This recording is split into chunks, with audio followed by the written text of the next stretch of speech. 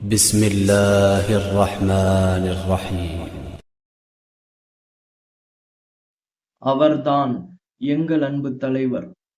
அல்லாஹ்வின் அடிமையானவர், வல்லோனின் தூதை தாங்கி வந்தார், சன்மார்க்கத்தை வாங்கித் தந்தார், நிலவாக உலகில் வந்துதித்தார், நேர்வழிக்காக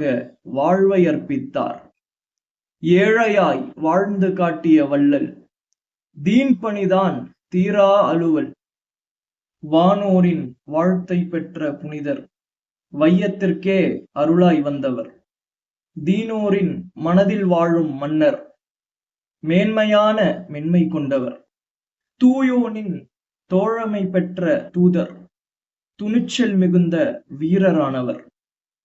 நற்குணத்தின் உருவமான மனிதர், நம்பிக்கையாளர் பட்டம் பெற்றவர், இல்லாத இன்னலெல்லாம் கண்டார்,